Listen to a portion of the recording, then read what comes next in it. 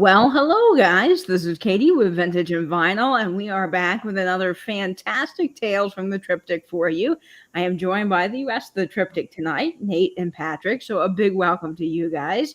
Hello. Hello, everyone. I am so glad to be telling the tale of Trifari Brooches, which is one of my very favorite brooches to collect. And I have quite a few in my collection, as you guys have been previewing over on Instagram. I'm so glad that many people are joining us, even though it is the Super Bowl tonight. This, to me, is way more interesting than a football game. I'm sure many people not into football will agree with me there. So let's see who's in the chat. We've got several people, I'm sure, Nate and Patrick. Yes, we do. Carrie is admittedly trying to watch the Super Bowl and us, so she gets the bonus points for trying to multitask. I'm not even 100% sure who's playing, so I'm certainly not.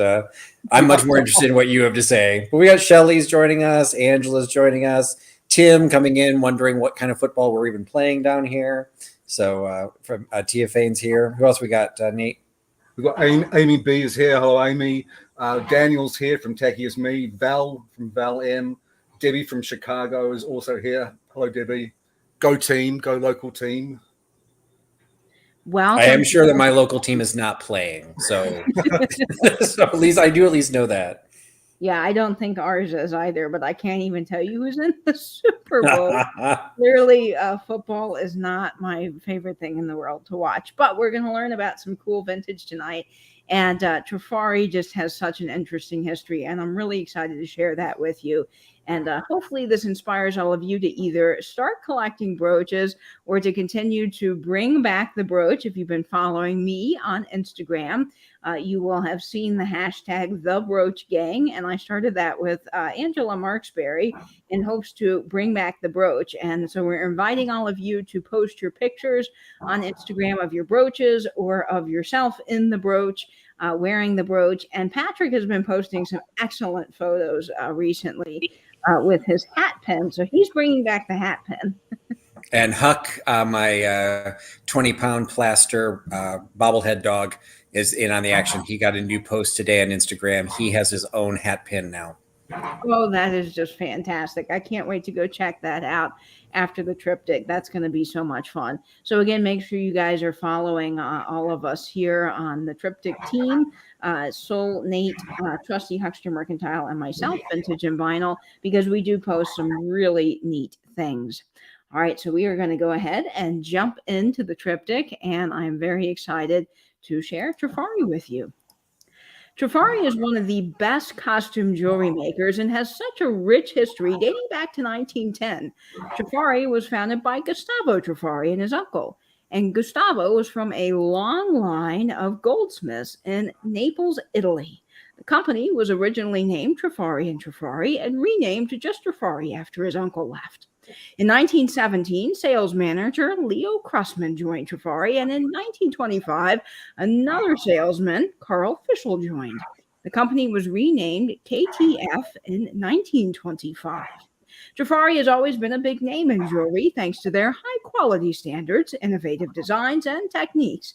However, in 1994, things started to go downhill. Trifari became part of the Monet Group in 94, and, well, Monet was acquired by Liz Claiborne in 2000, setting the stage for low-quality pieces manufactured in China.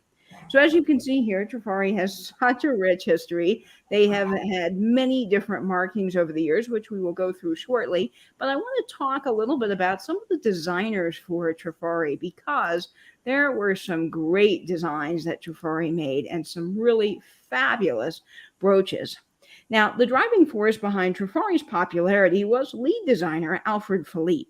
Trifari did have other designers, as you can see here on this page, but Alfred really was the shining star. He started working for Trifari in 1930 and was there until 1968. He had previously worked for firms such as Cartier, Van Cleef, and Arpels. He is credited with inventing the Jelly Belly brooch, Trifari's popular clipmates, and the Crown Trifari line. So Alfred Philippe is the main designer that we will be focusing on today because he is the shining star of Trifari and did so many different designs and innovative things. He is known for making the epic Trifari crown seen here with all of the beautiful cabochons and set rhinestones. He is also credited with inventing the Jelly Belly, which actually is a figural brooch with a jelly-like colored inside made out of lucite, which lucite was invented by the DuPont company. That's the official name, but other people would just call it maybe acrylic, but lucite was invented by DuPont. And this is a Jelly Belly brooch. This is an adorable seal, and that was all thanks to our wonderful designer of Trifari brooches that just did so much to enhance Trifari and to really carry them to the top of the line of wonderful jewelry. They made some of the best costume jewelry, and of course, couldn't have done it without lead designer Alfred Philippe. Now, he's also credited with inventing the clip mate. Now, I'll talk a little bit about this as we get on into the show, but clip mates are a pretty cool little brooch, and he invented this. It's basically like a duet brooch. So if you've ever seen a duet brooch, it is a brooch, but it also comes apart to become dress clips. So you've got kind of two things in one. And this was just such a popular line that was around from 1936 to 1937. And this was invented by the famed Alfred Philippe. He also is credited with inventing Crown Trifari line. And Crown Trifari is very special for many collectors because, well, Alfred Philippe designed it, and people do want a Trifari crown because of that name and the high quality and amazing designs that they had throughout the years. So that's a little bit about some of the designers of Trifari. There's quite a few others, as you saw on that list, but we're going to cover mainly Alfred today because his name is the most sought after. Now, let's talk a little bit about the different metals and techniques that were used in brooches, specifically with Trifari. Now, high-end costume jewelry designers would often use sterling silver and a gold-plated finish called vermeil. Now, Trifari used these techniques too, but they often added embellishments such as rhinestones, faux pearls, imitation moonstone, and high-quality enameling.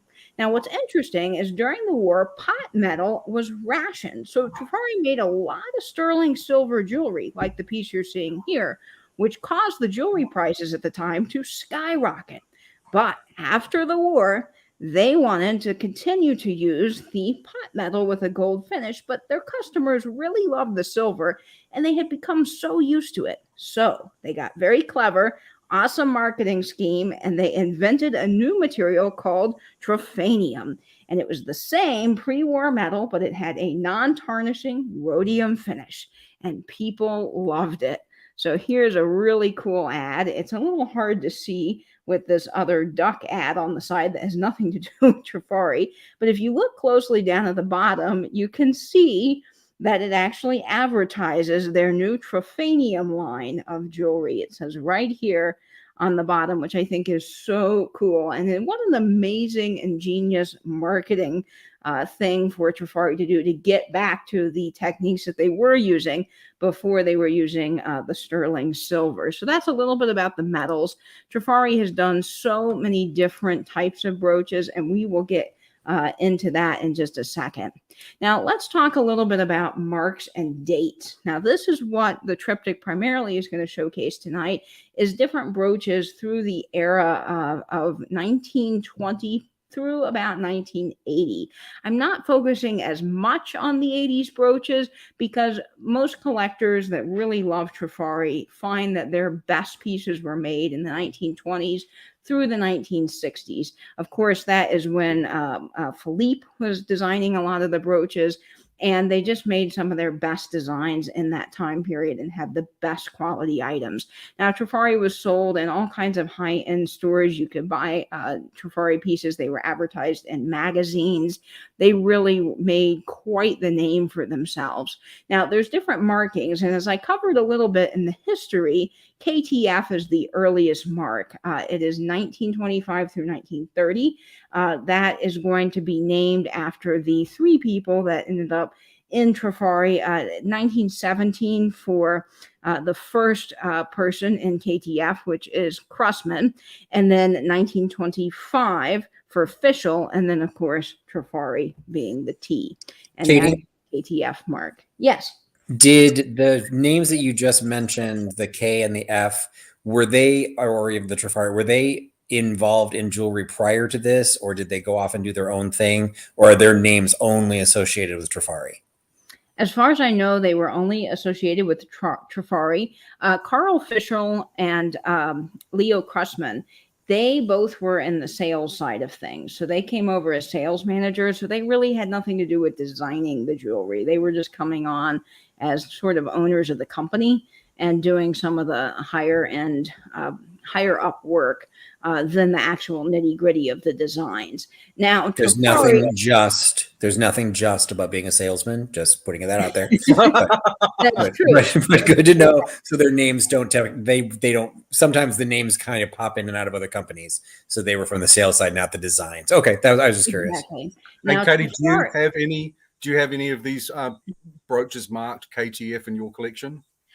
that's a great question. I wish I did, but I don't. As you will get into the triptych a little bit further, you will see, how expensive some of the KTF brooches can be, and they're not as easy to find anymore. So I wish I had some, but I actually don't in my collection. And I'll talk about in just a minute one of the brooches that I would absolutely love to have, but have never been able to find. Now, back to Patrick's question, I did want to say that Trifari actually had Gustavo Trifari himself had a history of making jewelry. He came from a whole line of people that actually were goldsmiths. So he did have a little bit of knowledge into jewelry and did some of the designs. So marks and dates. This is really where you want to pay attention. The nice thing about Trifari is all Trifari brooches will always be marked.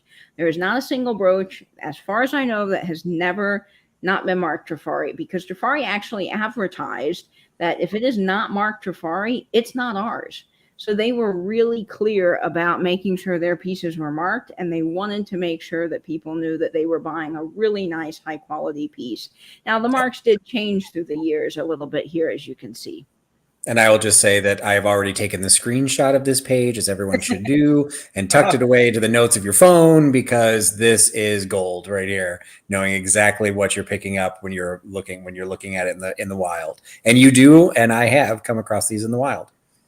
And yes, this is a great thing to have on your phone, just as Patrick mentioned. I have a few little charts like this saved into my favorites because I can't remember all this information. I mean, not everyone can remember all the things all the time. So it's nice to have these on the ready when you're out shopping, so you can actually know what marks you have when you're looking at a Trifari brooch. Now, Trifari patent pending or patent number was mid-1930s to 1955. That is this mark here. And then when you get into the Crown Trifari, the first Crown Trifari mark had no copyright symbol. So sometimes you will also see it with a patent pending stamp, but that is from 1930 through 1955. Now, Crown Trifari, which is the most common of all the Trifari brooches, is with the copyright symbol. And that was done from 1955 through 1969. Now, when you get into the 70s and the 80s, you're going to start seeing this kind of scripty Trifari in a circle. And then Trifari TM is late 80s through 1999. This is when Trifari started going slightly downhill, although they still had some pretty high quality enamel pieces. And I'm going to show you a pretty epic Trifari TM that I have in my collection in just a little bit. So that's some of the marks and dates, and we're going to kind of explore those here through some amazing eye candy that I found online. Now, KTF is a wonderful mark. As I said, that is a pretty early mark dating from 1920s through 1930s roughly. And this is a very large Art Deco rhinestone pen. Current price right now is $250. And I would say that that's pretty on trend with some of the solds for some of these KTF brooches. Keep in mind that the larger and more showy the brooch is, and the better condition it is, and the older the mark, the more typically it will be worth. Not for every Trifari brooch, but that's typically the rule of thumb. Now, if you look, at the back of this. It's stunning. If you look at the back of this up close, you can see, it's a little harder to see, but you can see that KTF mark right in the back of the brooch. And it is just a stunner. I mean, look at the rhinestones on there. And even a piece like this, if you look really closely, you can see that there's a few dead rhinestones. They're a little bit off color compared to the other ones. In a piece this old and something that's KTF and something that's Trifari collectors will still pay for the little bit of damage that's on this, because this is probably something that's not going to come up particularly often. Now, another thing that I want to point out here that I think is pretty cool is not all Trifari brooches are prong set, but a lot of them are. But why it doesn't matter that some of them are prong set is that Alfred Philippe, the designer of Trifari brooches, many of them through the 30s, he actually invented a special method that would kind of hide the prongs. And he would make it in such a way that it was still extremely high quality and they wouldn't fall out. So they weren't just always glued in, even though they might be appear to be glued in. They're not. But this is a wonderful Trifari brooch marked KTF. Now that one has a what looked like a fairly pronounced arch to it. So was this designed as a specific type of piece? It looks like it's curved. Yes, I do believe this brooch is curved, Patrick, and I'm not sure if it was designed for a specific thing. Trifari did a lot of mink coat clips at the time, and this does not have the prongs to actually be a coat clip or a fur clip as they advertised it, but it could be something I could see, being that it's curved, would be really nice with that fur or with some sort of a scarf. So it's possible it was designed for that. You could potentially also wear this in your hair, but that would be a little bit harder to do. So I'm not 100% sure, Patrick, but it does have that beautiful curve to it. All right, thanks. Now, this piece is a KTF piece as well. And a lot of times you will find that Trifari pieces, people put in their listing Philippe. Because that was the designer, as I mentioned, of a lot of really amazing brooches from 1930 to 1968. So if you can attribute a certain brooch to his designs, he always did the crowns, as I showed earlier, and some of these other ones like this. Any of the ones that you're going to find that are Trifari, the Trifaris with the duet style, he designed those. So you can confidently put his name on that listing when you're listing on eBay. And that is a really good search term to add into your listings, because people want the brooches from Trifari that are designed by Alfred Philippe. Now, this is a beautiful brooch. He did a whole line of these, what are called fruit salad.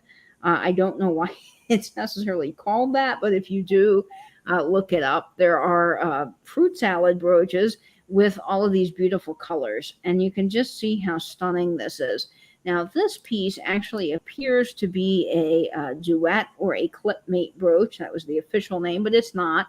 It is just a solid piece here, but look at the KTF mark. It's very small on the back, but that is KTF right there, and it is a gorgeous piece designed by Alfred Philippe. I love the way that they've done this. You can see that it's prong set. It's got some of the rhinestones, and then the beautiful faux cut pieces there are just really stunning. So that is an amazing brooch. And at $424, I don't think that's a terrible price, because I've never seen another one of these. Now, of course, talking about pricing, if you can find some of these earlier 1930s pieces with the matching clip earrings, you definitely can raise your price for the set. These are just absolutely stunning. And I would love to have one of these in my collection. I'm sorry, going back to the previous one, you said that you'd never seen another one like this, so you may not know the answer to this, but did he invent this concept of the coral and the turquoise, the fruit salad, or was this a design trend from the 30s and this was just their interpretation of it? You know, that's a good question, Patrick, and I don't know. Alfred did so many innovative things He invented so many techniques and designs that weren't done before. I would assume that this is something he created. The colors might have been very in at the time anyway, and he incorporated it into this design. It And definitely. can you zoom in on the are those carved pieces of turquoise and coral? Is that one piece that's been carved with the Yes, leaf now design? these have been carved, but these are, I would not assume that they're real. These are obviously faux.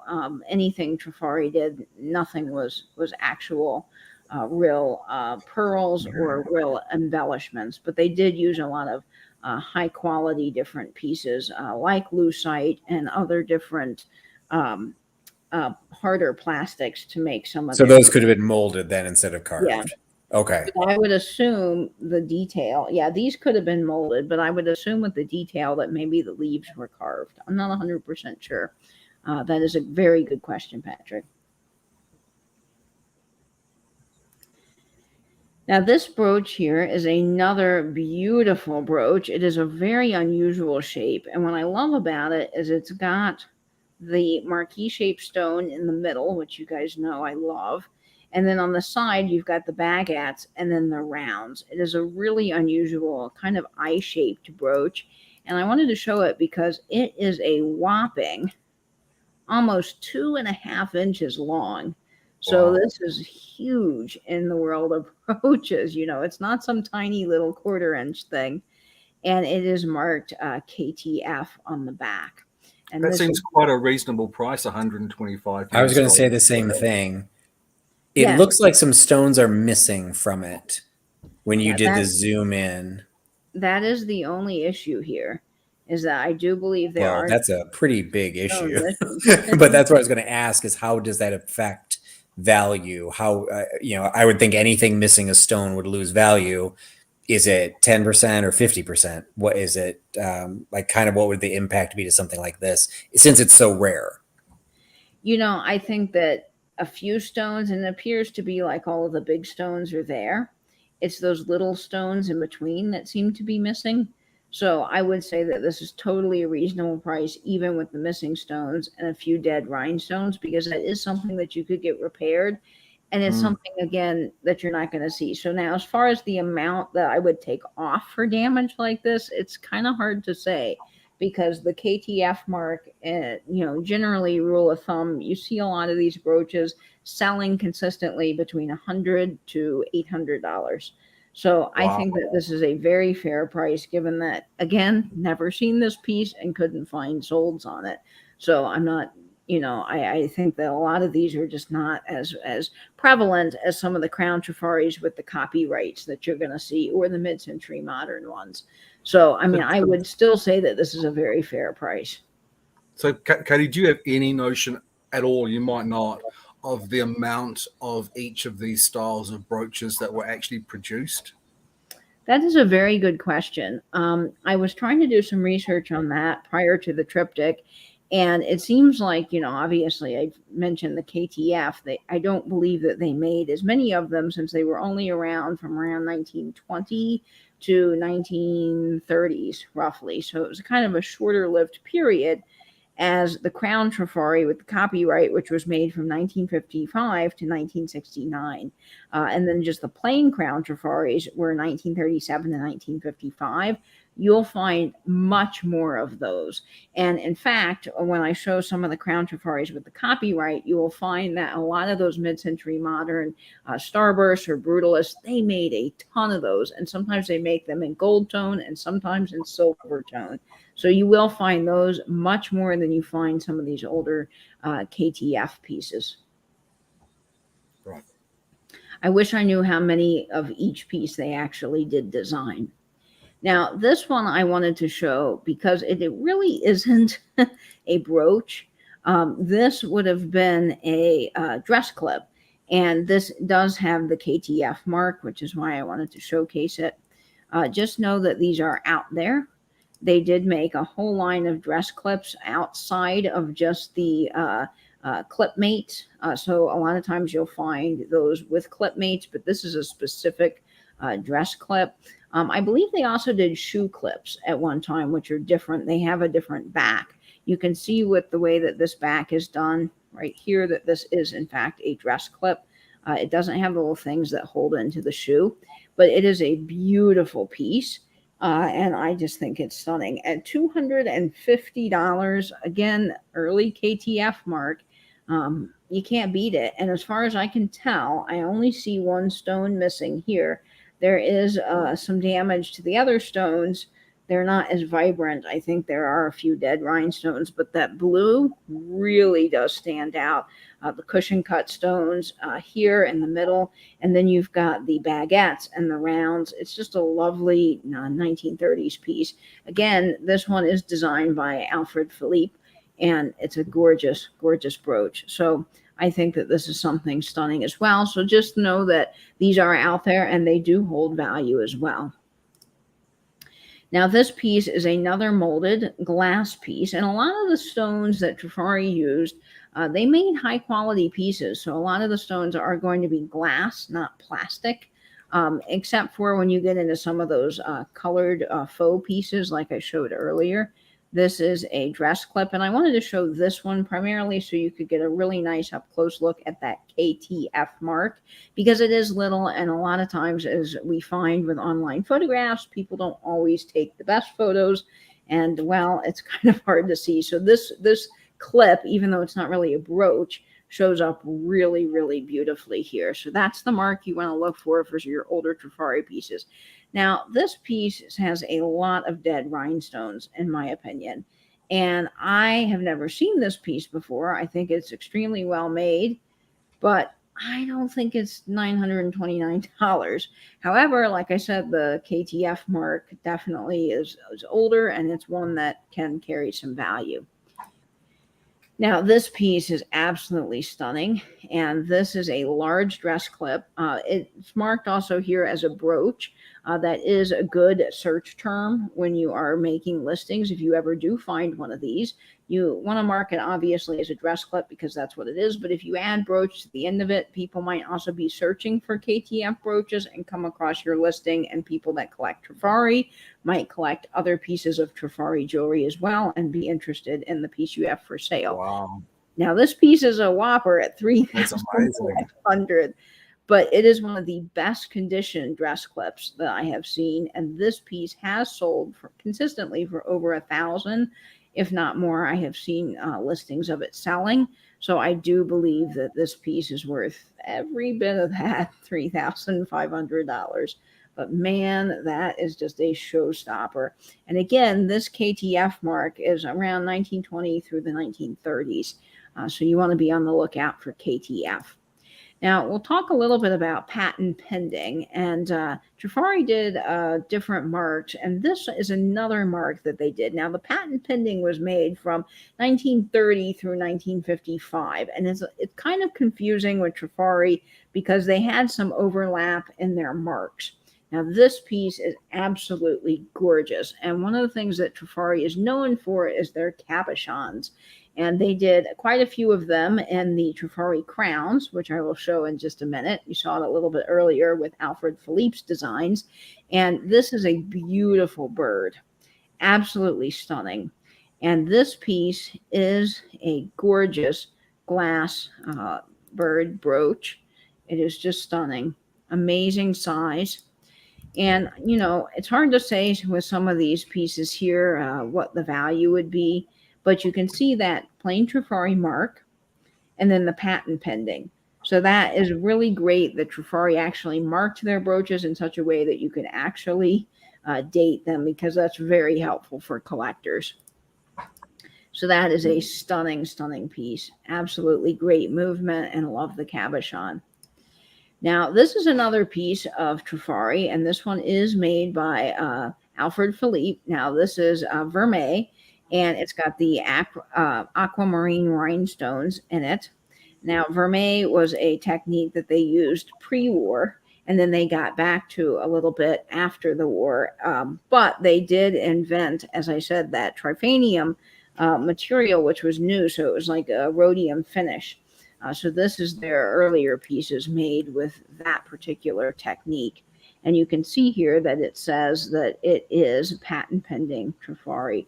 And man, this is a stunning piece. But with all of these brooches, particularly the ones that are very ornate and they have a lot of detail and bling and show, Patrick made a good point earlier. You do want to check to make sure all the stones are there. I do think some of these older Trifari marks, even with stones missing, still hold quite a bit of value because there's not as many of them out there as some of the other pieces. But you do want to make sure that your brooch is in good condition, and you want to list it accordingly if you are selling. And if you're buying, a picture like this doesn't really show you the detail you need. So never be afraid to email the seller and ask for details if you're interested in purchasing some of these. And of course, out in the wild, it never hurts to take a jeweler's loop along in your pocket. They're relatively small and you can really look over the brooch, especially if you're thinking about buying a high-end Trifari piece. I just love the movement to that one. Now, this, I thought you would be particularly interested, Nate, and we'll show more sterling in a minute. And Nate's probably going to need to polish all of these because they're not polished. But this is a sterling silver Trifari piece. Now, this is interesting because this is a sword, and Trifari with just the Trifari mark on the top of it is, as I mentioned, from 1937 to 1955. But the patent pending is also 1930 to 1955. But then when you get into just the sterling, that is a little bit different. So I thought this was interesting that it has all of those marks on the back of it, which is fabulous. And if you go back to the marks and dates here, you can see some of the different marks that they had. But that piece is gorgeous. Now, the sterling they did during the war. So this was a short-lived piece. So you can actually date this more specifically because it has the sterling mark on the inside of the brooch, because they only used this during the war when some of the pot metal was rationed. So this is a very cool brooch, and you can see the person has correctly identified its time period by listing it as 1940s. I love the detail of this. It does need some polishing, but as far as I can tell, all the stones are there, and it is just a really unusual Trifari piece. With Trifari, they made so many of swooshes and kind of more mid-century design. So it's neat when you see some of these other pieces that aren't as common. Now, this is a lovely Alfred Philippe brooch. This design is amazing. Now, this is sterling as well, but it also has the patent pending mark, which is why I wanted to show it here. You've got the flower basket. All of the rhinestones are there as far as I can tell. And it is just a stunning piece. Does need a little bit of polishing, but it's got that Trifari mark and the patent pending on the back, which for some reason the computer isn't letting me click onto this. But if I hold it there, I think you can see it. This is a very stunning piece. And now Alfred Philippe, as I mentioned, was part of Trifari through 1930 through 1969. You can look up some of his most common designs. He made the crowns, as I mentioned earlier, and a lot of the Crown Trifari line. So anything Crown Trifari, you can almost always attribute it to Alfred Philippe, which is how this person knows that this is an Alfred Philippe design, which is just fantastic. Now we're going to move into some of the earlier crown marks. And actually, I couldn't find a whole lot of these online. But this is the early crown. So this is before Crown Trifari actually added the copyright to their mark. And this Crown Trifari brooch was made between 1937 and 1955. And this, folks, is the one that I would absolutely die if I could ever find. These are Tony, that kills me. I That know, kills it's me amazing. because I saw a Trifari brooch at auction here probably about 6 months ago that looked very, very similar to this, and I didn't give it a second look. I feel gutted. Well, Nate, that is okay. It does happen to all of us. We pass things up that we don't look at or we don't find particularly interesting, or maybe, we think it's nothing and then we move on, and then later we learned it was something. We all have a story like that. So it is okay. There is actually one of these brooches at our local antique mall here. So I have seen it in the wild, but it is a whopping $250. So I will not be buying that anytime soon. But this piece is amazing. And Alfred Philippe designed this. This is his shining glorified star for Trifari. This is one of the best things that he's known for, in my opinion. And I love these crowns. They have different colors to them. When you find them, sometimes they are faux pearl stones where the cabochons are. There is also ones that you will see with different colored cabochons. There's some that have sort of a kind of shiny rainbow cabochon inside, and sometimes some of them just have rhinestones without the cabochons, which I will show you because I do have one of those in my collection, but I would love to find one here with the cabochons. Now this one is just marked Trifari, and you can see it's got Trifari with the little crown on the top. So this is an earlier Trifari brooch, and you want to look for just the Trifaris with the crowns. That's another example of an earlier piece. And of course, any of the ones that are shaped like this with the cabochons do very well. This one is currently on auction for $62, and I expect this to go well over $100 based on the solds that I've seen. My gosh, this is just stunning, and I need it in my collection. Now, Nate, actually, Tim has asked if having a piece cleaned or restored, would that affect its value? Definitely, Tim. If you have it cleaned and polished, I definitely think that helps its value because it's, you know, clean. It actually is restored back to the correct metal tone that it was supposed to be. However, if you go replacing stones that are not original to the brooch, putting different stones that weren't originally that color or that design, that definitely will hurt its value. And I have seen quite a few brooches, not necessarily with Trifari, but with Emmons, particularly that big starburst brooch that I have, where people have found it without stones and they have glued any old thing back into it. And you can tell that that was not the original stones that they would have had. And that definitely hurts the value quite a bit. So when you're doing some of this repair work for Trifari brooches, you want to take them to a reputable jeweler that can polish them and clean them correctly, because there are ways, as Nate knows, to polish silver, and there are ways not to polish silver. And anything with the rhodium plating on it or any of their earlier things with the pot metal, there's definitely a special way that you want to do that. And the jeweler can tell you what they're going to do to clean it. Best case scenario for any of these brooches that you're going to find, mild dish soap and water does wonders for them, but you want to make sure you dry thoroughly in between all of the pieces so that nothing gets rusted or damaged, because water is the enemy of any type of metal for the most part. So you want to be careful with that. But yeah, definitely don't just go gluing any random stone in there unless it is a small clear rhinestone. Those you can kind of get away with. They're a little bit less egregious, but I definitely would make sure that you don't just go replacing like a pink stone like this that was originally supposed to be part of the brooch and make it green or something. You know, Right. that's where you really want to be careful. So yes, Tim, it can affect value. And if you do any type of brooch restoration, it's always nice to put it into the listing so that people know that, you know, it's been polished, it's been cleaned. You know, I think that does really help its value, because a lot of these sterling silver ones you're going to find are very tarnished. And I'm going to show you those here in just a minute. Now, this brooch is a key brooch, absolutely gorgeous, one that I would love to have, never seen it. I don't even know this website, but I came across it when I was searching for the triptych, and I thought it was beautiful. Now, this is sterling silver, but what I find interesting about it is it's so tarnished it almost looks gold. But you can see here that it does say sterling. It's got the crown Trifari, so this is definitely something that was manufactured during the war.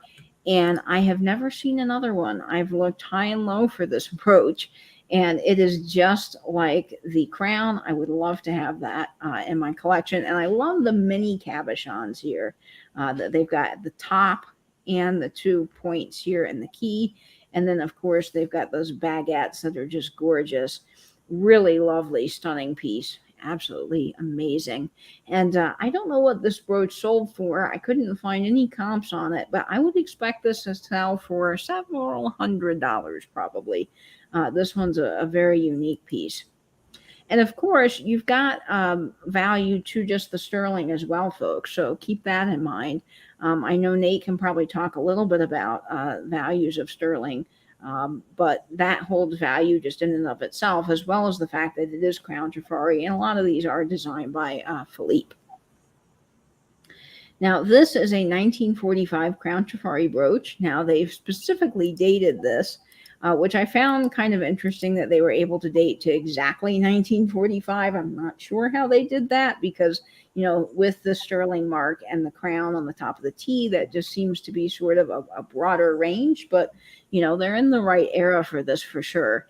And the movement to this is really lovely. I just love how they've done those prong set stones. And a lot of times with Trifari, with the stones, you'll find ones that are clear. They used a lot of clear stones, a lot of faux pearls, enameling. But when you get into some of these different colored stones, those brooches seem to be selling for more based on all of the sold comps I've seen and just collecting Trifari myself for a couple of years. Anytime that you find some of these, you know, more unique colored rhinestones, they definitely seem to be going for a little bit more. And I'll talk about that when we get into the Crown Trifari with the copyright symbol. There is some really amazing pieces in that line. But look at the detail work on this. Now, this does need some polishing, but it is just stunning. I love that circle. Just gorgeous. And anything with rounds and baguettes, you can't go wrong with. Now, this mark lasted through World War II. Did they have to do anything different with how they're producing different metals? I'm wondering because they're specifically saying 1945 at the end of the war. Did something change once the war was over? Yes. So once the war was over, they actually wanted to go back to using some of that gold finish over the pot metal. But the customers loved the sterling silver, so they actually invented something called trifanium. And that was their version of rhodium plating finish. And they marketed it as this big new thing. And you got to get trifanium. And, you know, oh, our trifanium brooches are amazing. They'll never tarnish. They'll never go out of style. They'll never be damaged, you know, like the sterling silver. And that was really their big, like, push to get people away from the sterling because it was expensive to buy. And I'm sure expensive to manufacture. They still made very high quality pieces in that time period, but they weren't sterling. And I don't think that they really had to change anything necessarily other than their advertising and their promotion to get people to be attracted to some of the other pieces. So would the sterling, because this one's marked sterling as well, so would the sterling be then after World War II? The sterling was just during the war. During the war, okay. Yep, that's the only time that they did. Well, they did some sterling in the 20s and 30s, but primarily during the war. Most of the sterling you're going to see dates that to that time period, especially when you see it with the crown, just the crown and the Trifari, as you're seeing here, because that was only done from 1937 to 1955. But if you find it with the sterling mark, now you know, okay, well, we're only from the 30s, probably into the war era, and then that's it. They never made it afterwards that I know of. So that really does help. And you can see that sterling mark there. So this is one of the crown brooches. Trifari did several different versions of crowns. The ones with the cabochon seem to be going for a little bit more, and they're more desired because, of course, they're more ornate, in my opinion. But this still holds quite a bit of value because, again, it was another piece designed by Philippe, but also the fact that it's sterling brings kind of cross collectability. So people that like sterling might want this. Also, people that like Trifari probably also want this as well. Now, this piece is amazing. This is a starburst brooch, and I cannot say how much I love this. This is amazing, and anything that has a big honker stone in the middle, the more showy it is, just the more amazing it is, and people really want it because the detail work is incredible. So you can see here that there is definitely some wear to the sterling, and this is where Nate's talked about this, and I'll let Nate explain this a little bit, but polishing is really important, right, Nate? For sterling, it is important. Tarnish, which is the oxidization of the base metal that's added to pure silver to make it sterling silver, which is often copper, It's the exposure of that copper part of the silver, of the sterling to the air. Now, after a while, those tarnish points can become pitted, where they are literally eating away into the surface of the metal. And that is usually quite often past the point of no return. You can, on English sterling pieces, you can polish them and you can polish those pitting points out.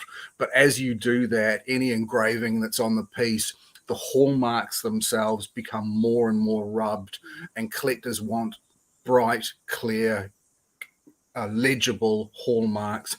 They want the engraving to be bright and sharp. So you always run the risk, when you let sterling items tarnish and further, you always run the risk of damage occurring to the surface of the sterling. I'm a really strong believer that sterling, copper and brass, when it was made, it was meant to be polished. Bronze, when it was made, that's patinated, so that's not meant to be polished. And I know that's a very unpopular opinion amongst a lot of people, but I strongly believe that if it was made to be polished, then you should remain and keep polishing it and keep up that high shine. I definitely agree, Nate. And for brooches and brooch collectors, jewelry collectors in general as well, people want their sterling to be nice and polished. It's not something that people are looking for a wear and tear look like we would with other sterling or brass pieces for our homes. So definitely keeping your jewelry in a nice sterling bag. A particular bag for sterling would be a great way to store it. And pieces like this, they've been sitting probably for a while and not taken care of, but it does help to take care of it. And Yep, certainly. If you want that tarnished look, buy yourself a piece of silver plate. It's not expensive, and you're not running the risk necessarily. It will damage it in a way, but if you really want that patinated, tarnished look, that distressed look, get yourself a nice piece of silver plate rather than a piece of sterling. That's great advice, Nate, and I 100% agree. So here's the Trifari mark up close with the crown on the top, so you guys can really get a good look at that. I know some of these marks are hard to see, and this person did a great job taking pictures where you could really see the sterling mark. Now, this piece, as Nate was just talking about, that sterling mark is starting to wear off a little bit, probably due to over polishing at one time and age. And now it is in need of desperate polish, and probably more of that is going to come off. So taking care of your brooches really does help. This is just an amazing piece. It almost is compass-like in its design, as well as starbursty, and it is stunning. Now, the current bid for this is $182.50. It ends in 4 days. And again, this is a case where the market's kind of determining its price. Something's worth what people are willing to pay for it in a way. Now, this piece, again, I've never seen it before, so I would expect this to get much higher when you follow this auction, or if you follow this auction.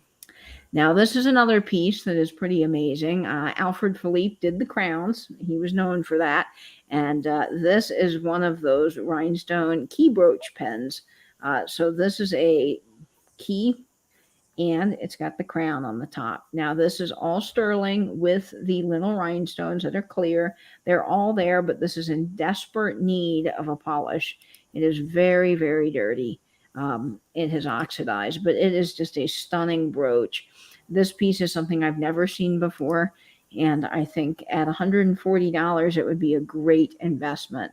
The measurements here, I think the gentleman measured it. Yes, it's 2.5 inches, which is a very nice size for a brooch. Some of these Trifari pieces, you might be surprised, are actually smaller than they appear on screen, particularly when you get to the crowns.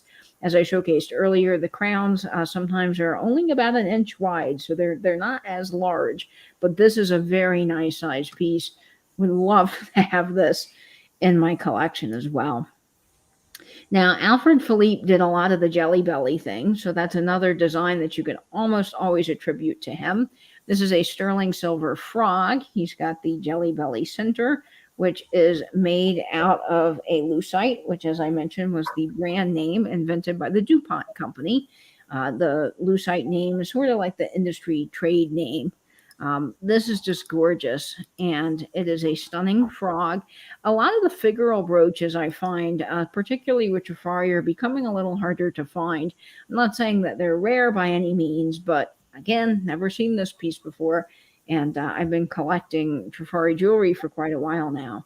So I really think that this is a stunning piece. Almost, let's see, is that in inches? It looks like it's almost 3 inches in size, which is a very nice size.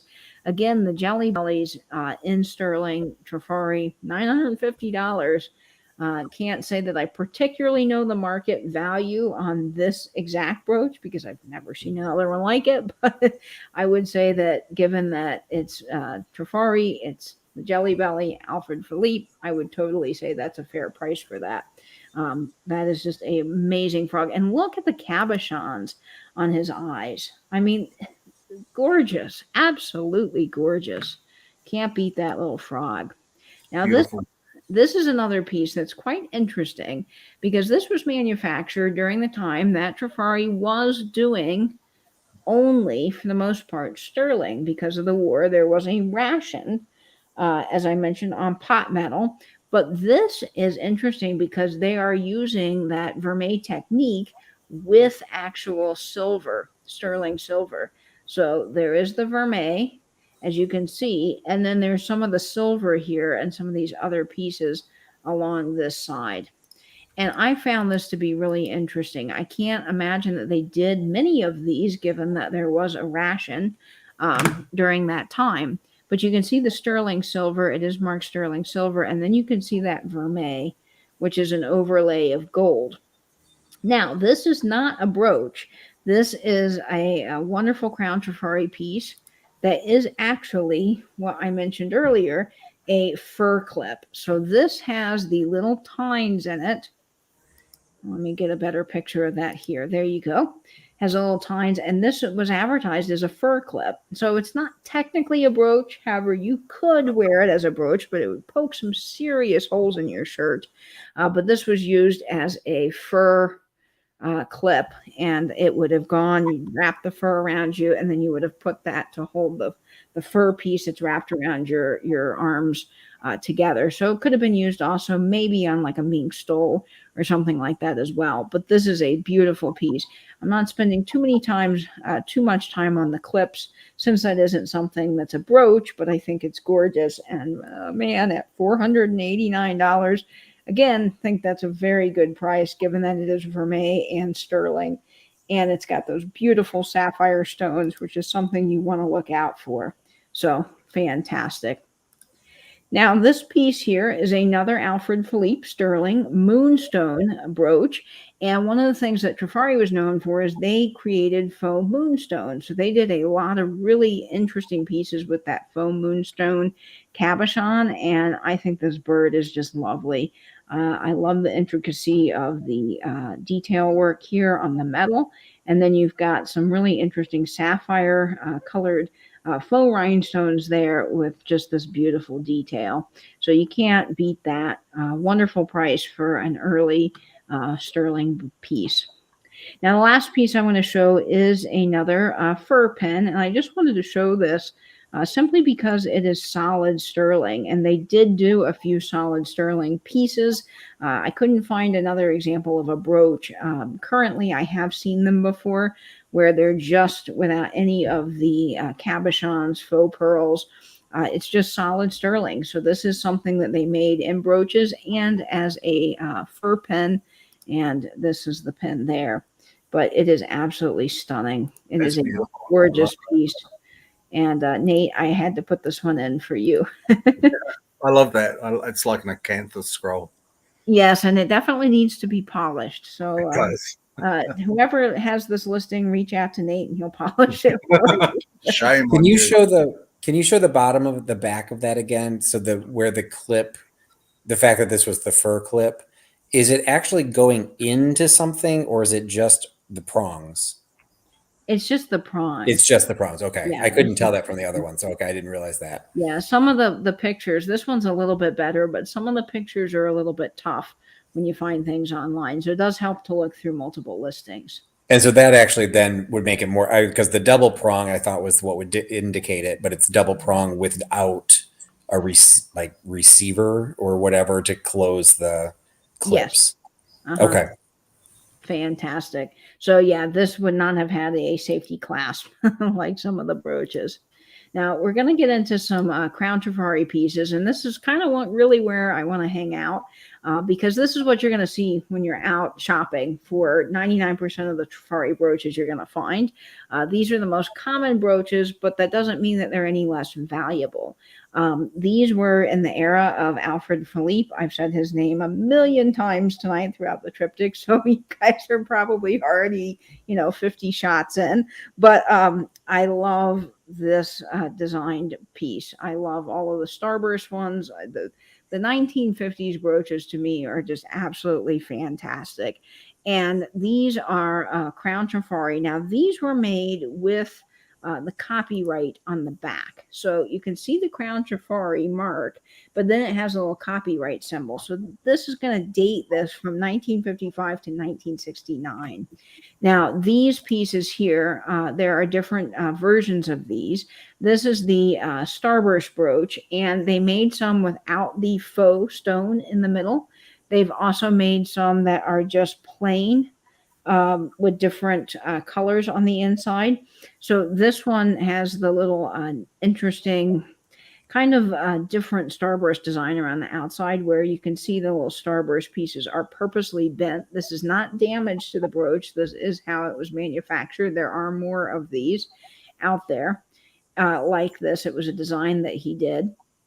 And you can see it's got the ruby in the center here, the faux ruby. Now, there are some without that that are gold. They also, I did believe, do several in silver, just silver toned, not actual sterling silver.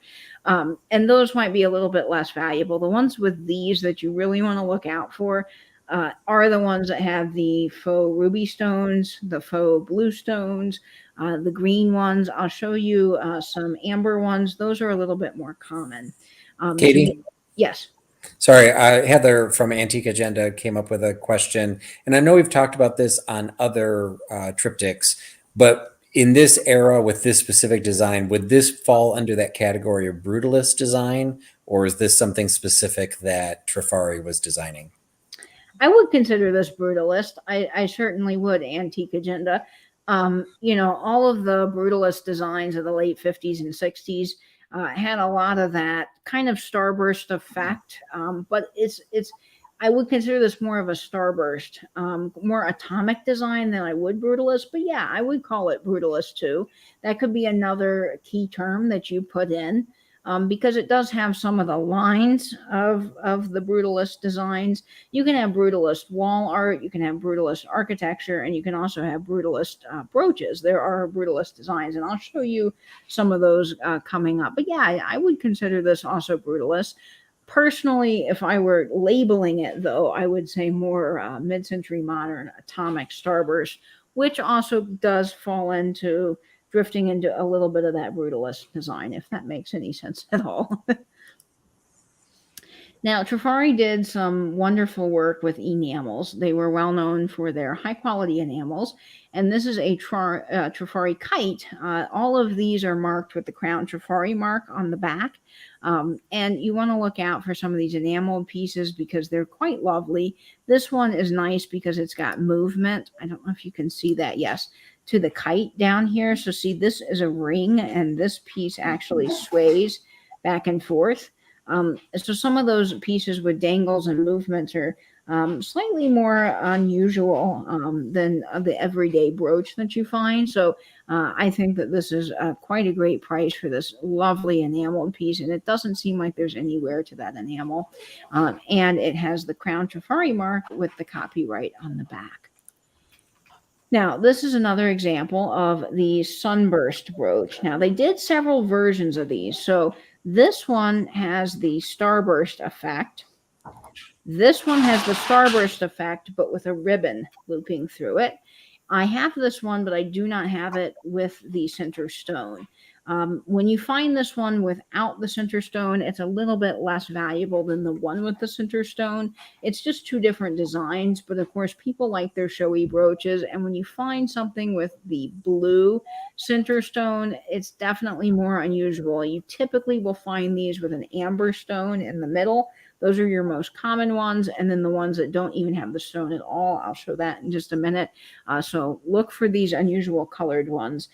I don't know that they made as many of them because I don't see as many of the colored ones coming up for sale. And I would love to own a piece like this. So $74.50 in my book is totally an on-trend price with the going rate for these. Beautiful brooch and wonderful work. And I did want to talk a little bit about the metal again, because I know a lot of people were asking about this in the chat, and I just wanted to kind of clarify again. In the 50s, after the war, Trifari invented something called trifanium, and that is basically a new material that's rhodium plated. So it is not vermeil, and it does not have any of the sterling silver. So it is gold tone. They did a lot of gold tone items in the 1950s. Gold was very popular then anyway as a metal. So you will find that these typically are going to have that trifanium without the tarnishing problem, which is a really revolutionary, amazing design. So this is a brooch that is a hot air balloon. And again, don't see the hot air balloons that often. I think that this is stunning. This is a Trifari brooch, again, with that mark on the back. And the metal work on this is beautiful. Now, this doesn't have any flash or flare to it like some of the more showy brooches, but the detail work on this is absolutely stunning. And again, at $25, I think this is a steal of a deal. I don't see many hot air balloons come up for the market. Now, this one's for you, Patrick. We have a dachshund brooch here. Oh, that's adorable. That's adorable. It's adorable. I think for $27, I mean, come on, that's a stunner. A great hat pin. He does have a little bit more wear to him due to his age, but he is beautiful nonetheless. And I just love him. He is so fun. Again, looking out with Trifari brooches, you want to look for those figural brooches because those will do well. They always do well. People love the little enameled pieces. They love the little fun animals. And again, people that collect dachshunds or have a dachshund probably might want a dachshund brooch. So you run into some cross collectability areas with the different figural brooches. People also probably want the kite because maybe they're into kites or they love hot air balloons or they, whatever the case may be. And then you've got the true people that just collect and love Trifari. Now, this piece here is absolutely gorgeous. And I was waiting to see if this one sold. It was on auction. This went, guys, today for $660. It just ended. Wow. 48 beds. 48 beds. Wow. So this is let me see if I can show. This is an unusual piece. This is gorgeous that you want to look out for. Any of the large enamel Trifari brooches typically are going to do very well. It's got the cabochons and that beautiful kind of peachy color. All of the enamel is there. This is another case where you have the movement to it. So the pieces on the bottom do move. And I mean, come on, this is just a wonderful piece. And this was made from 1955 to 1969. It does have the copyright on it. And I gotta say, I love that Egyptian motif in this piece. Absolutely gorgeous and great price. Now, this is another piece I found to be just absolutely striking. I love the blue tone stones with this. They're almost teal. And they're gorgeous because they have the little teal round stones, almost faux pearl shaped. But then you've got those blue sapphire colored stones with the gold. And that is just a really striking design. Not 100% sure if this is Alfred Philippe's or not, but I would assume it is given the time period because he was still working there. And man, I mean, there's really not much to say about this one other than it is gorgeous. The current bid is $129.99. And for its size, this is a very large brooch. So its size plays into its price. The fact that probably you don't come across this very often. It's got the unusual colored stones for Trifari, and it's got a mark. So you can actually just mark the date down on this. You can actually pin it down, which is nice that Trifari has that with all their brooches. Now, this is another one that is starburst in effect. This was made, I would definitely say, in the 1960s. You can kind of more specifically date these because you can kind of know when designs were popular. So that's another thing. With Trifari, yes, they have the mark, and you can say, okay, this was between 1955 and 1969, but you can also kind of do a little bit more specific marking based on style. You know, what would have been popular at the time? What does this design scream to you? What era? And this one to me definitely screams late 50s, early 60s. It's got the beautiful starburst effect on the outside, and starbursts in general are very popular because people love mid-century modern design. It's made a huge comeback. It's very, very popular, as I said, right now. Currently, people just love the starburst stuff. And I actually have a whole collection of brooches that are starburst. So I'm always looking for Trifari brooches because I collect Trifari and I collect starbursts. This is a stunning piece. Now, this is the one that I mentioned has several different colors. So they made several starbursts. We'll go back to this one. They made the one that has the little loop with the starburst and then sort of like a ribbon design going through the outside. And then they made this one. So they made several different versions of the starburst, and they put different colored stones in them. The red ones always seem to go way higher than I mentioned some of the other colors. But you want to look for the reds, the blues. Those are kind of unusual. The amber ones are a lot more common. So this is a gorgeous piece. I actually have this brooch, but I have it with the amber stone in the center. Now, this is another amazing piece. It just sold. I was watching this one too for $117.50. This is an Alfred Philippe brooch, and I think the person probably could have gotten more if they had put that in their listing. This is a jelly belly, and it has that beautiful center cabochon in the inside, or jelly belly piece here. It's just gorgeous. It is marked Trifari, and the work on it is stunning. It's even got the small little cabochon Jimmy eyes. Just gorgeous. I love the movement to this, the size to this, and I probably would have said that it should have sold for more. But the person did a disservice to themselves by not putting Alfred Philippe in the listing. But clearly, with 27 bids, I think there were some serious Trifari collectors or bird collectors that really wanted this piece. Now we'll take a look at one last Crown Trifari piece, and this is a gorgeous purple plum cabochon brooch. Now, it kind of is plumish looking, but I would say it's more vibrant purple. And what's interesting about this is just the size and the movement.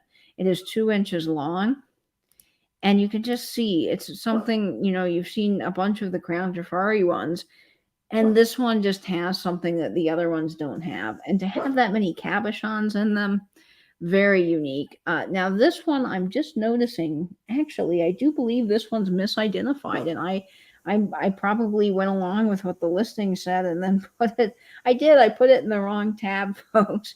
This isn't Crown Trifari. This one is Trifari TM. And that mark dates this to the late 80s. But it is still an amazing brooch, sold for a good price. And with the cabochons, that's just going to make it a little bit more valuable, and the fact of its size. Let's see. Okay, so this is the current bid right now is $24.50. This definitely holds some value because it has the cabochons and it's unusual and it's a nice size. But the fact that it is Trifari TM makes this later 80s, which probably means this isn't going to go for the prices that some of the Crown Trifari pieces are going for with the Crown. I still think this holds value, but I don't think it's as valuable as some of the other ones. It is a gorgeous brooch nonetheless. And with 6 bids, there's definitely some people that are interested in this piece. Now, this is gorgeous. This is the last Crown Trifari brooch we will look at for the day. I actually have this brooch But I have it in black and white in a slightly different design. So they did some very high quality enamels, as I mentioned. Trifari was great at their attention to detail. And this piece actually has the clip earrings with it, which anytime you can find a set that has the clip earrings, or they're in the original box, or they have the tag, that is going to add so much more value to it. But the brooch on its own, people will still be highly interested in, because there are people that collect just the brooches. I, for one, am not as interested in the clip earrings as I am the brooches. I don't really collect whole sets, and I don't mind if I don't have the whole set, but you can get more money if you do have the whole set available to you. Now, this piece has some really high quality enamel. It has the gold on it, and it is gorgeous. This one has the different shades of blue with the green. I have the black and white. I have not seen this one come up for sale before, and it is gorgeous. So this is not on eBay, but this they're listing as more of a modernist piece, which I would agree. It has more of a modernist design, and it's just pretty. Now, we're going to get into the clip mates here. And I wanted to show you a little bit about clip mates and what they are. Clip mates are similar to duet brooches. They're probably almost exactly the same thing, although I have seen some duet brooches that can be converted into earrings and a brooch. But these are basically two pieces that fit into a little mechanism that can be worn as a brooch or as a dress clip. And this is a fabulous lady here. I'm not sure who she is, but she is wearing two dress clips. So this is part of Trifari's Clipmates line, and this was designed by Alfred Philippe. You can see that it's got the two clips here on either side of the brooch, and on either side of the dress. And so they're basically two pieces that were connected. She could have worn this as a brooch, but she's now worn this as a beautiful dress clip set. And so it really does allow you to do many things with the piece itself. Now, some of these are actually earlier, these clip mates, because clip mates were only around from 1936 to 1937. So 1 year they made these. These are just stunning. The rhinestones in them, the designs are marvelous, and they're just fantastic. So you can see here that there's a bar on the back. That's where the pin goes. And these little things would have fit down inside the bar. You can see there's a slot for that clip. And then it turns itself into either a brooch, or you can take it apart and just wear the dress clips. So it gave women a lot more options and a lot more bang for your buck, because instead of buying a brooch and a dress clip, now you're buying one thing, which is just fantastic. So this is a beautiful piece. Current bid, $31. There is some missing stones, it seems like, in the edges there, and some wear to some of the other stones. You got to watch out for these dead rhinestones when the rhinestones aren't as bright and vibrant as they once were. But again, this is marked on the back, and it is beautiful. Now, all of the Clipmate brooches will be signed Trifari, and they will be signed Trifari Clipmates. So you will find that Clipmates word on them. Some of them are marked KTF. And then some of them have, I believe, the patent pending mark and then the Trifari on the other side, but they will all say Clipmates. So if you find one that is not marked Clipmates, it is probably just a regular old duet brooch, which is not a Trifari Clipmate. This one's marked KTF. This is, and she's listed it here, or he or this person has listed it as a duet brooch. They did not list it as Clipmates, but they do have it as Alfred Philippe. He was the one that designed that, so all of the Clipmates were designed by him. If you're listing these, I would put Alfred Philippe in the title, as well as Clipmates, and maybe duet, because you might have people that are just searching for duet, and they're basically almost the same thing. So here is a gorgeous rhinestone piece. A lot of these are rhinestones, so when you find the ones that have the other colored stones, again, that's pretty unusual. And this just has some great movement to it. It's showy, it's big, and that's what I love about these, and the fact that they were so innovative. Now, this brooch here, you can really see how they would have worked. So you've got the pin back here, and then those little slots, and then these pieces right here would have gone into the little slots, and you would have the clip mate. So when you put these into the slots, you now have a fully functioning brooch. And if you take them out, well, you've got the dress clips. So this is just fantastic. Now, I don't know that you could wear these as clip earrings because, see, they've got the little prongs. In fact, these you probably also could use as shoe clips because they've got the prongs in them. I don't know that I would wear these as clip earrings. I have seen some duet brooches, though, that have the clip on them so that you can wear them as clip earrings. Now, this is another beautiful Art Deco brooch. It is a clip mate. It is marked KTF, and it is just stunning. And you can see right here on the inside, that's why I picked this one, is not only because it's beautiful, but it's got clip mates on it. So you want to look for that mark. Now, this one actually has the patent pending mark. So again, clip mates was around from 1936 to 1937. So you will find some different marks, but you want to look for the clip mates. And my dog Louie is really loving these brooches. She thinks they are stunning. Now, this piece is another piece, and Patrick brought up an interesting point earlier. He was saying that, well, maybe these were molded instead of carved, and that definitely could be. This is part of that fruit salad line of Trifari brooches. This is a beautiful clip mate piece, absolutely stunning. I think it's gorgeous, unusual, really nice piece. You want to make sure too on these, if you're interested in buying any of the clip mates, because this piece comes off separately, sometimes that pin can get damaged. It can be bent, and it doesn't always work as well. So you want to make sure that pin is not as bent and out of shape, so that you could wear it as a brooch if you wanted to, because I think most of us probably would wear it as a brooch today instead of the clip mate part of it where you could clip it onto your dress. Okay, so that is the end of all of the different marks and fun eye candy, but we are going to take a look at some solds here. And I just wanted to show you some of the pricing history for these. Now, you know, as I've mentioned probably 1,000 times throughout the triptych, it does depend on the brooch itself.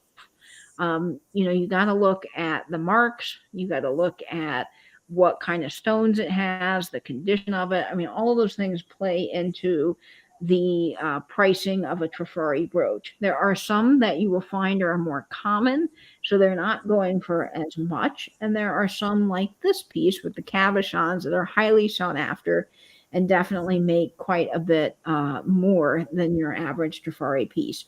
Now, this is the sterling crown brooch that I showed you earlier, designed by Philippe.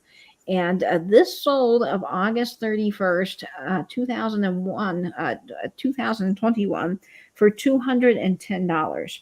So these brooches in particular, these Trifari ones, this is your bolo item, folks. This is the one you want to look for because it is going to rake in the dough if you are a reseller. And it's also a great piece to add to your collection, and one I hope to own someday in the near future. Now, as I mentioned, Trifari made all kinds of brooches throughout the 50s, and this is a Trifari piece that was manufactured with the Crown Trifari mark, with the copyright symbol, so 1955 through 1969. These particular brooches with the faux pearls and the metal are quite common. You know, of course, it does depend on the design. There are some that probably aren't as common as others. But when you find these, they are still valuable. They're still beautiful, but they're not going to bring in hundreds of dollars. This one sold for $19.55. So if you're looking to start collecting Trifari, this is a great area to start collecting because the brooches are really beautiful. They've got some great design and detail to them, but they're not going to cost you thousands of dollars or hundreds of dollars. So I started with quite a few of these faux pearl brooches, and they're just lovely. I love the detail to this one, particularly the design that's almost mid-century modern, and it's just something about the movement is really quite lovely. So this is a wonderful piece and a great price at $19.55. $20 seems very, very reasonable for that. It's beautiful. It really is. And, you know, Trifari made such good pieces. Their pieces, you know, up until you get into the 90s stuff, their pieces were extremely high quality. They're good costume jewelry pieces, and they're still collected today, primarily due to Alfred coming on as lead designer, but also their innovation and their attention to detail.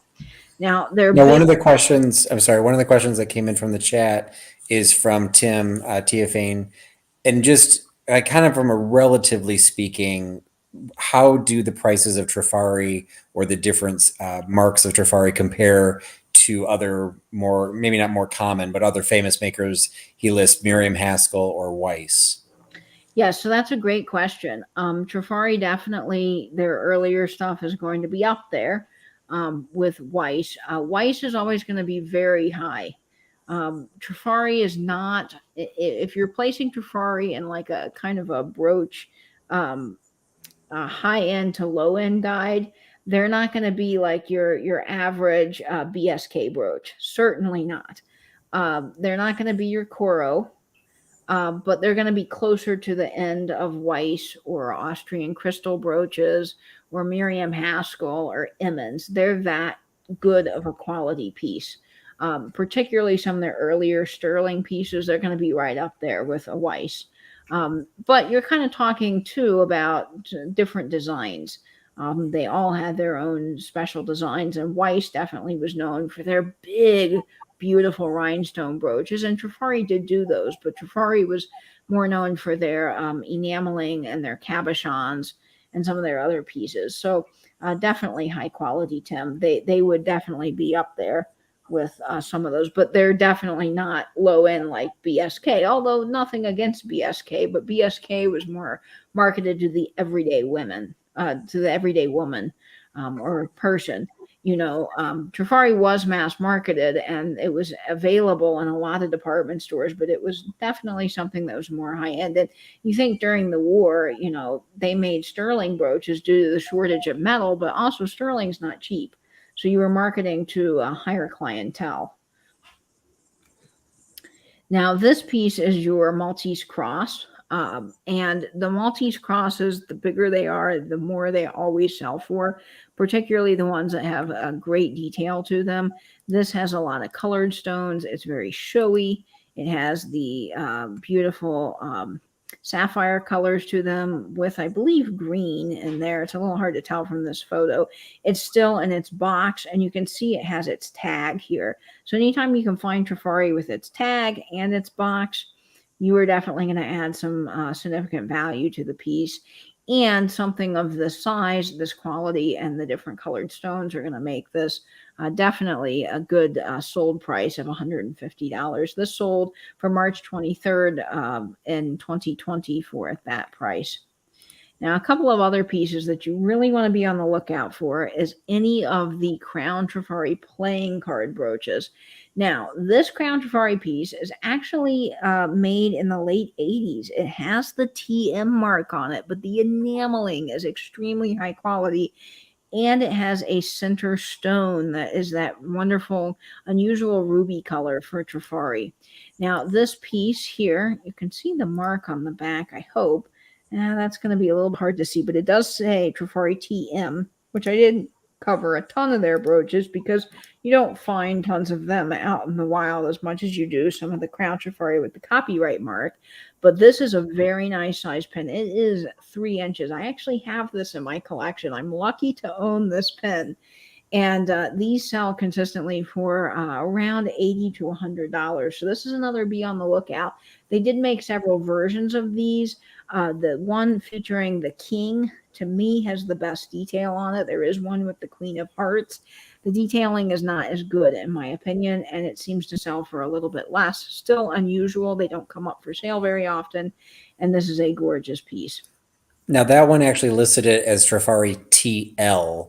Was that just the seller not being able to read the mark, or is TL meaning something else? No, I think the seller just couldn't read the mark. It is TM. They never had anything TL. So this is a case where maybe he could have gotten more if he listed it correctly, And sometimes it is hard to see those marks because they're tiny. So highly recommend a jeweler's loupe. They're not very expensive on Amazon. Now, Patrick sent this one over to me earlier today from another seller that is available currently on Etsy, but I did look up the solds for this fella, and he is a beautiful enamel fish. He is a nice size, and he went for $67 in 2018, and I couldn't find any other solds for him. So he is really unusual. Now, I was trying to read the mark on him, and guys, I couldn't. I even looked at the one Patrick sent, and I wasn't sure if it is Crown Trifari with the copyright or Trifari TM. Although, given the fact that he's this way and he kind of is similar to that playing card, he might be Trifari TM. But nonetheless, he does seem to sell for some money. And he is a great looking pen, really nice enameling. And I always look for the animals that have the Jimmy rhinestone eyes. Those seem to do well, and they're just gorgeous. And he is just something really fun and different. Now here's a duet brooch, and this is one of their clipmate pieces that Trifari invented. That the clipmate is just their name. They just called it clipmate. That was their thing, but it's really basically a duet brooch. Now this piece here is really beautiful. It has the baguettes and it has the big cushion cut stones with the unusual color, kind of that ruby red. And then look, it's got cabochons right here. So this piece sold for a whopping $228.40 in November of 2019. So these earlier Trifari pieces definitely do hold some value. You want to look out for those. Now this piece here is a piece that I actually have in my collection, and this one is the Crown Trifari with the copyright mark, but I wanted to show this to you because this one actually has the brown amber colored stone. This is what I was mentioning earlier. These are going to be more common out of all the ones you see. They still hold some value, but not as much as if you can find the ones with the ruby color or that blue color. So these still are worth the pickup if you are reselling. They are wonderful pieces for your collection. I would love to find one of these with the center stone. Mine is actually this exact brooch, but it is missing. It's not missing. It just was never made with the amethyst. They made two different versions of it.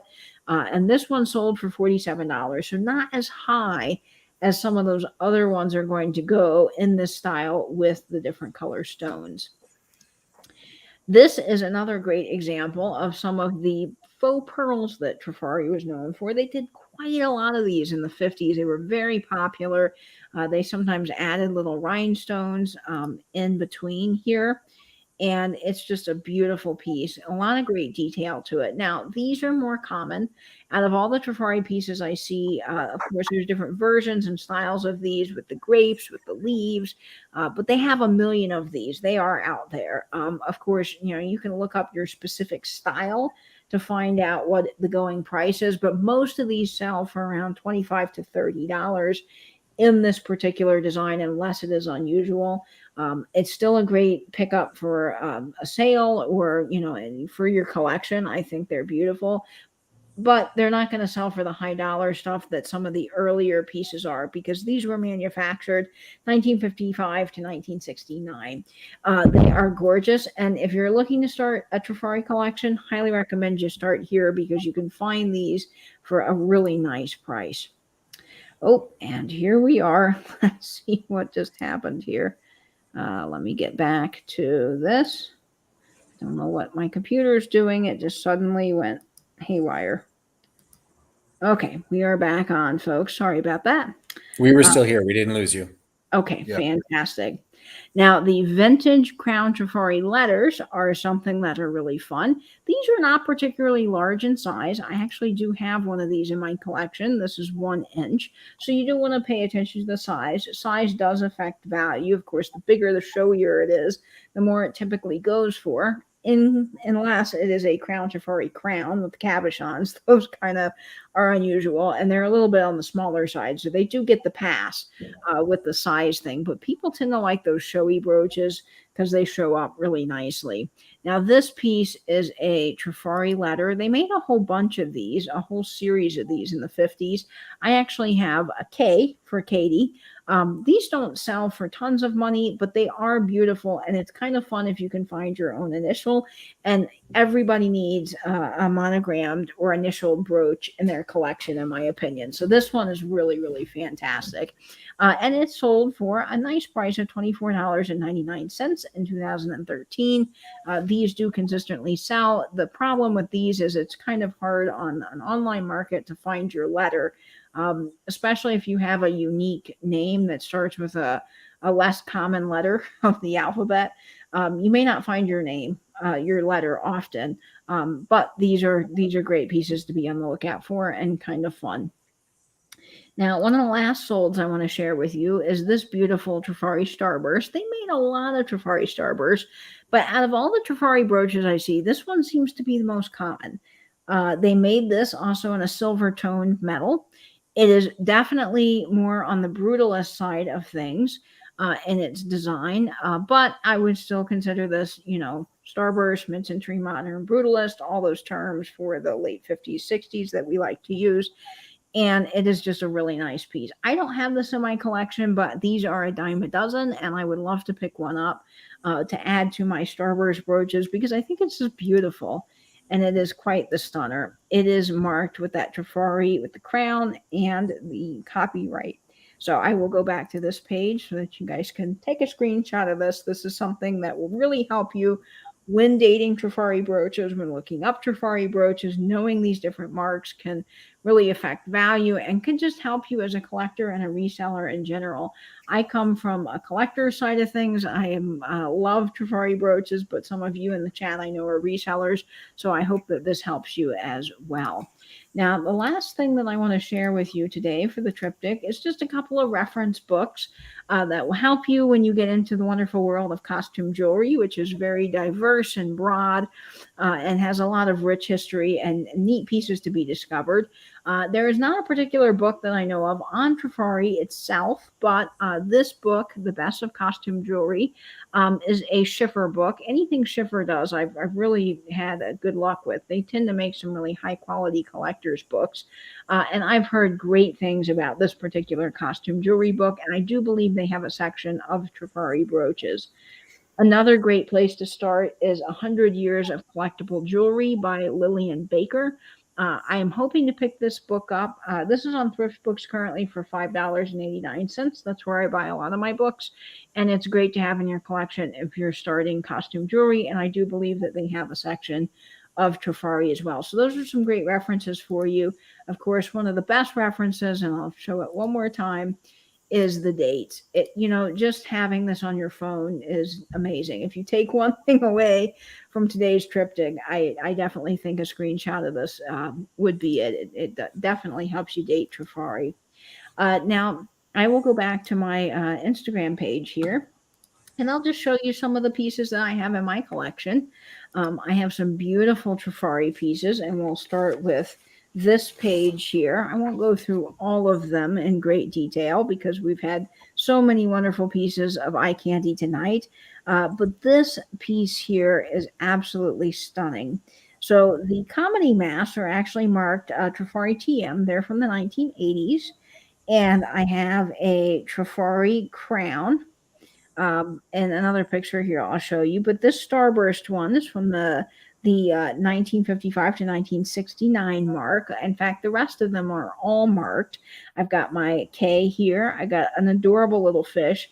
And the tiniest Trifari brooch I own is this little raindrop brooch or umbrella brooch with a raindrop. It measures only 1/4 of an inch. So it is tiny. Like you could drop this thing and lose it in the carpet. But I love the little raindrop, and that piece moves.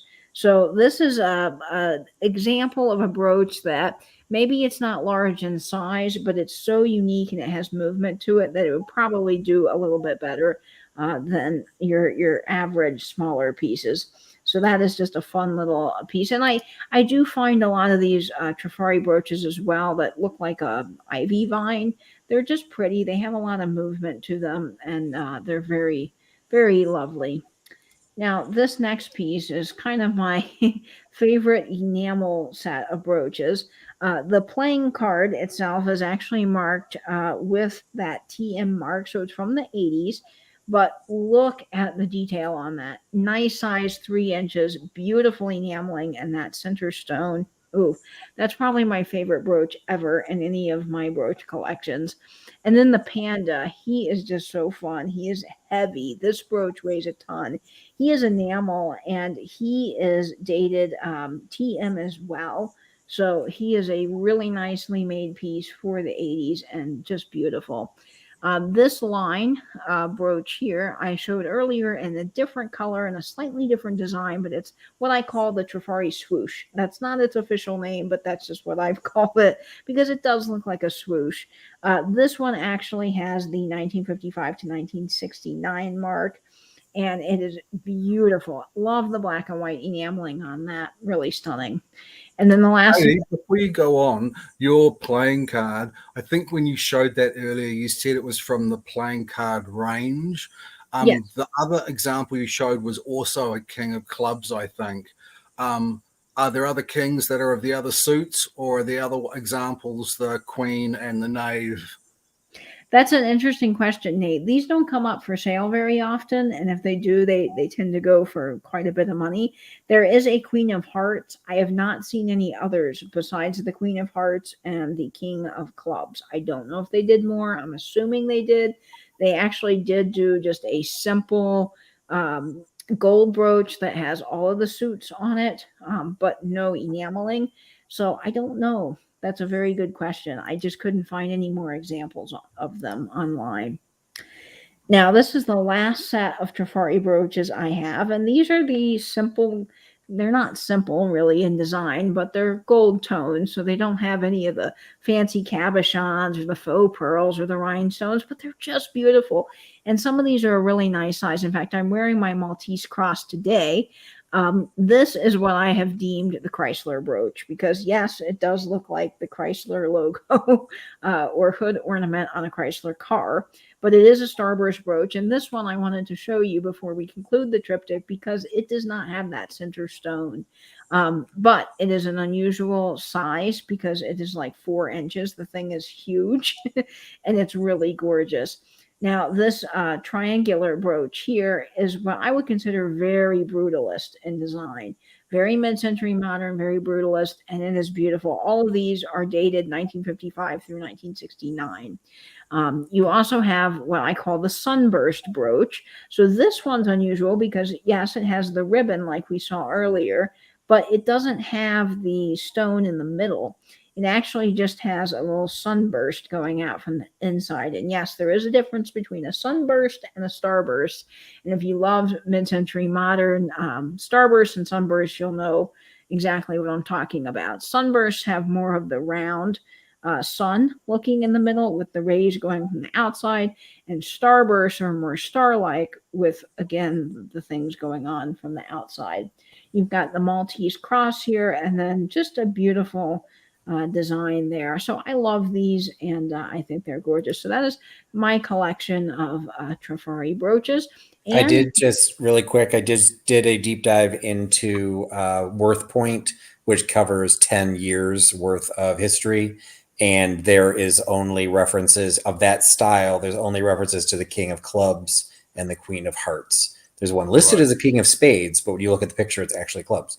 There was another line that had faux pearls included, which they did something in diamonds, but it's like open work. It doesn't look like a playing card. It's got they took the design and made it.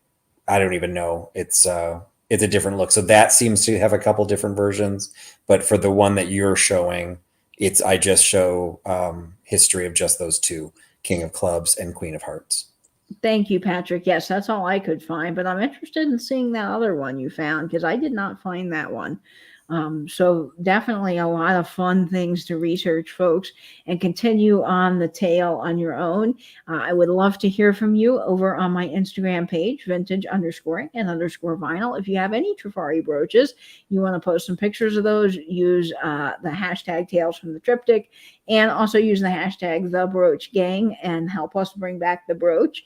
And of course, I would love also if you start adding any pieces to your collection, or you start a collection because of this tale, that you actually share it with us over on Instagram. So that is my tale for the evening. Thank you all for tuning in and learning a little bit more about Trifari and just seeing some beautiful eye candy. I definitely am excited to add and collect more pieces to my already growing brooch collection. Yes, folks, I have 255 brooches in my collection. Wow. I love brooches and they're fantastic, but I'll be adding more Trifari very soon. So thank you all again for tuning in tonight.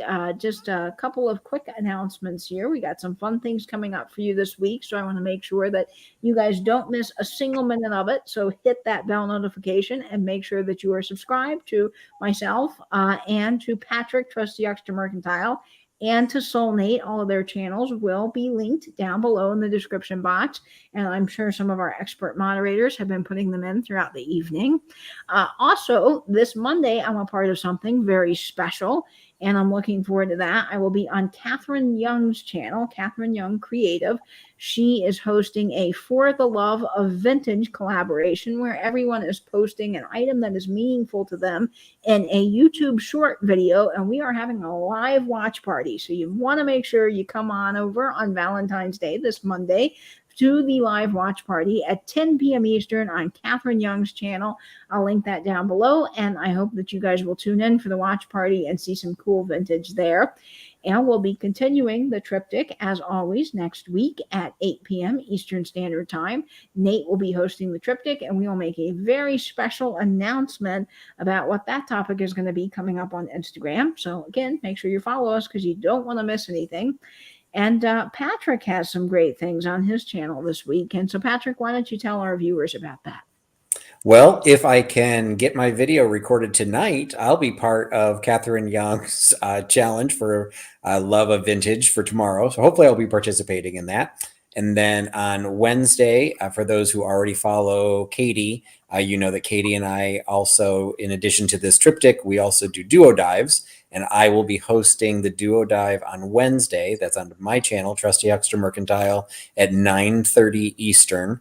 And we will be doing a duo dive with the Depression Glass guy, who will be talking about pairing alcohol and alcoholic beverages with Depression Glass stemware, and talking about his collection of Depression Glass. And then Thursday, I am still on a temporary late night sale slot. I will not be doing a sale on Thursday. We've just been turning them into chats where we're hanging out. So hopefully Katie will be joining me again on that, and we will be on my channel at 11 p.m. Eastern on Thursday. Fantastic, Patrick. I'm looking forward to that. So make sure you guys subscribe to Patrick. All fun events coming up this week and lots of great vintage for you. All right, guys, that is going to do it for the triptych tonight. I'm so appreciative every chance that Nate and Patrick get a chance to join me and we can do this wonderful show called The Triptych. It is so fun diving into these vintage topics, and I hope you will return every Sunday at 8 p.m., rotating between all of our channels, and I hope you have a fantastic Sunday evening. So for now, I hope that you will stay in, stay safe, and binge YouTube. Bye-bye, everybody. Bye, everyone.